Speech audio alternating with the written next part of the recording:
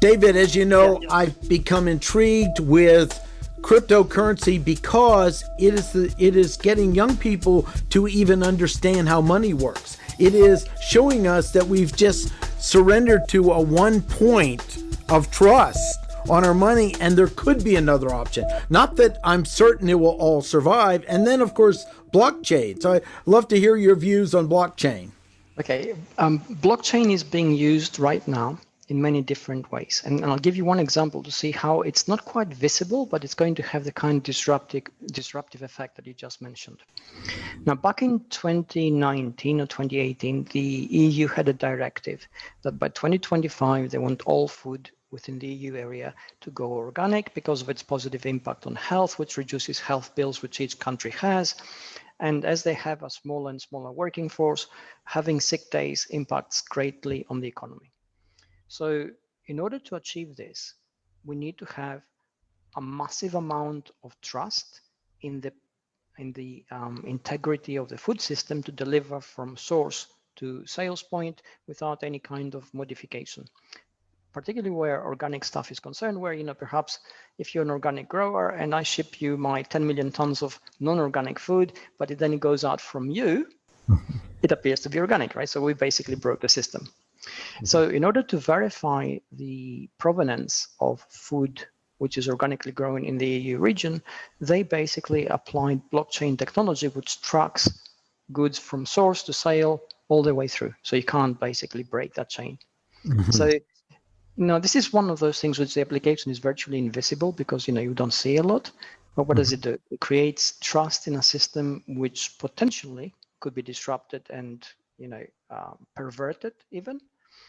And it allows trust in the blockchain itself to deliver verification at a high level to the benefit of society in this case. Mm-hmm. Now, that's the mind shift which you're mentioning about, the kind of thing which is disruptive, which is going to change our world fundamentally because it's a paradigm shift, which we don't yet see. Okay, but we will feel these effects because once the technology is widespread and it's effective in the food delivery system, then it gets applied to other things. And then once it's as widespread as it is, what has it done? It's broken down the monopoly of power when it comes to currency that we experience with fiat currencies. Mm-hmm. So, yeah, there you go. So, and it gets us to understand. I mean, currency to me is like water is to a fish. It's very hard for the fish to distinguish water.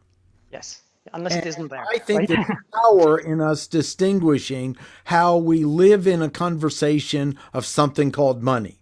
We like to say we can be above it or not, but it's infused in the DNA as the human being. And there's but understanding it has some power in giving you freedom because you're either, I'm not going to be a money person. Well, then you're actually not a money person, but it's money still. Especially the young people. 4 out of 5 young people in my city are involved in Bitcoin in some ways. Now, hopefully they understand the volatility and the risk and everything else, but they seem to when I talk to them. I'm taking the money I'd spend once a week on beer and I'm putting it into something else. And they're studying the concept of money. And I wish I had done that when I was younger. We need to challenge it. I held up a dollar bill to someone and they go, yeah, but it's not the dollar bill. I go, these things are just numbers someone in DC's generating and you and I are trusting they're doing the right thing.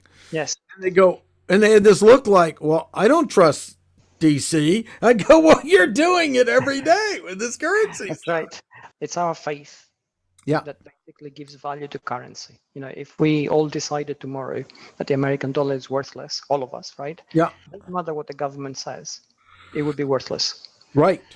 So we see that with cryptocurrency writ large. We understand that suddenly we have a system that is decentralized. It has high integrity because it is difficult to disrupt. And once it's generated, it's yours and it's unique. And it has value in that. Yeah. So essentially, we're going to see a lot of these things taking form in the 21st century. Yeah. There's cryptocurrency in particular. There are a lot of elements which are known to us because we don't yet even completely understand fiscal monetary policy in its existing form. Right. But we're going to see other things coming into society. We're going to see how digital identity is established.